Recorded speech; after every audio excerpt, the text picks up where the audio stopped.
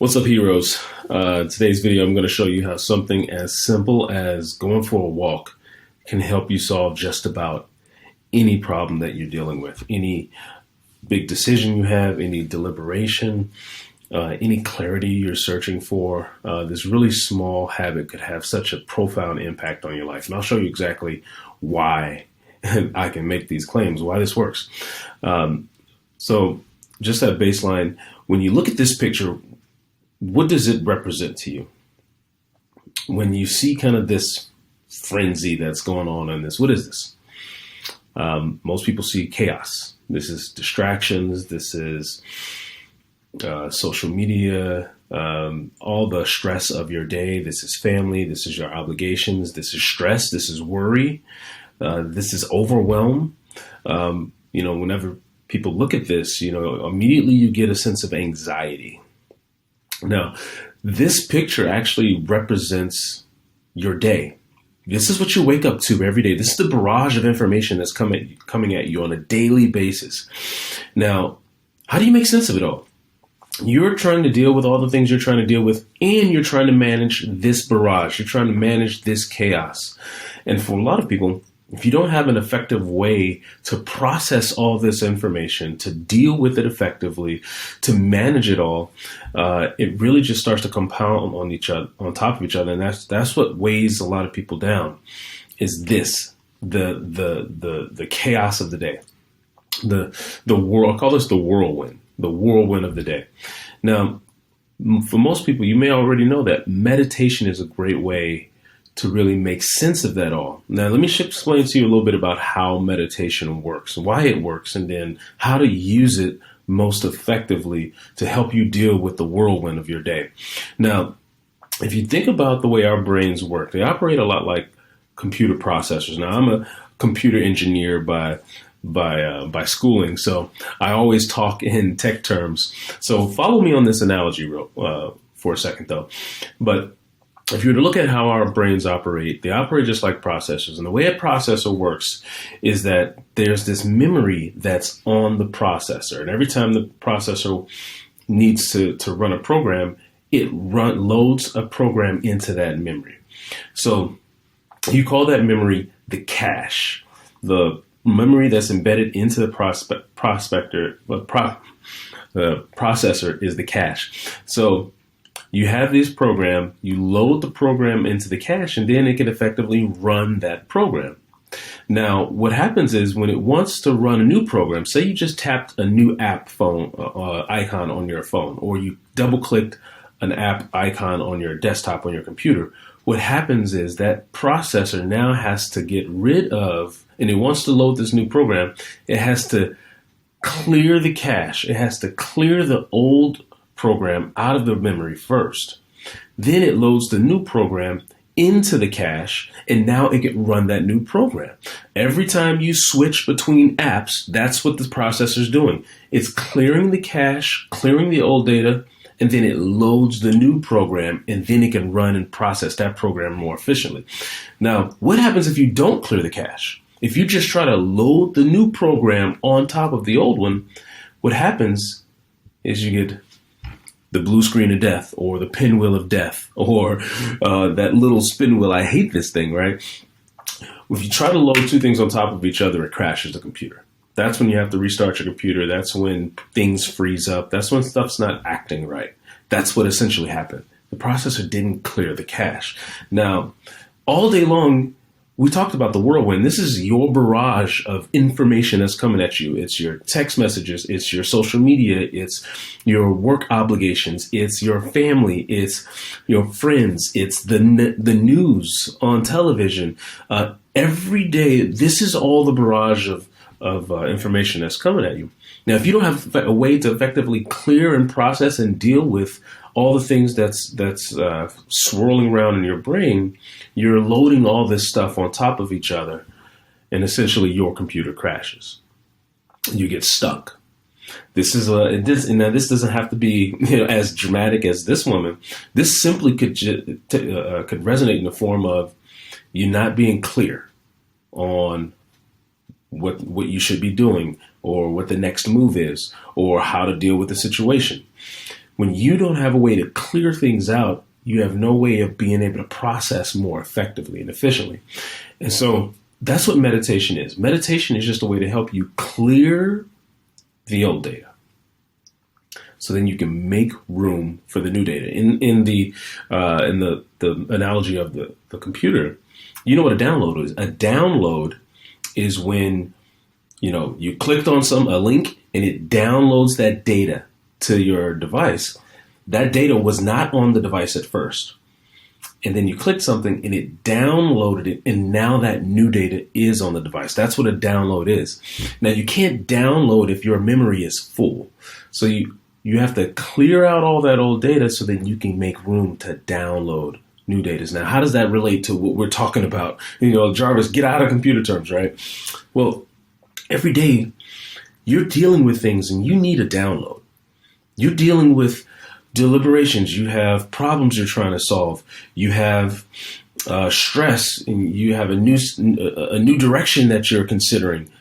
Every time you have decisions you have to make, instead of you just trying to process and churn it all on your own, what you need is a download.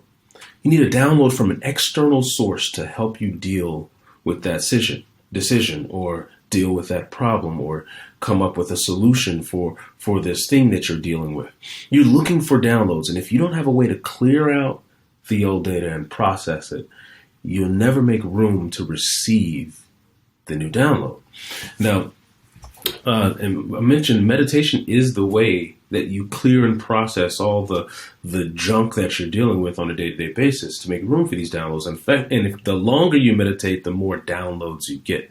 So they say it takes about 7 to 10 minutes just to get into this state of receiving. Now, who has time? Like, I don't know if you've ever tried to sit for 10 minutes at a time. It's tough. It's tough to just sit there because your brain is going crazy. Your brain is thinking about everything under the sun. Did you leave the stove on? Did you leave the door open? What are you going to do about this? Like, your brain is constantly throwing stuff at you, so it doesn't want to just sit there. And so an easy way to fight all that is to just go for a walk. A walk effectively is a meditation. It's time and space where you're separated from the whirlwind, you're separated from the chaos, you're separated from distractions, and you can just process. And that's what meditation is. That's what a walk is. So a walk is a meditation. And so the best thing about a walk is that you're active, you're doing something, so it's easier for you to do it for a longer period of time. It's hard to sit still in one location with your eyes closed for 60 minutes. But it is easy to go for a 60-minute walk, right? It's a little more interesting than just sitting still. So going for a walk gives you the ability to do a longer meditation. And again, remember, the longer you meditate, the more downloads you receive, the more answers you receive, the more clarity you receive. So the longer you meditate, the more you get. And going for a walk allows you to meditate for a longer period of time. Now, here are the rules of a meditation walk. Quite simply, you want to do it for at least 30 to 60 minutes. And the reason for that is you're trying to get into this active state of receiving.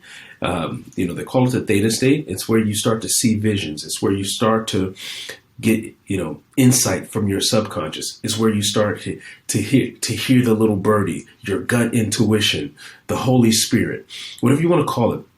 The theta state, that's where you start to get your clarity. That's where you get inspiration from. That's where you get problem solving and new ideas. And you want to get into this state. And it takes some time for you to get into it. Like the first 10 minutes or so, your brain is just fighting it. Your brain doesn't want to slow down. So it's always trying to churn.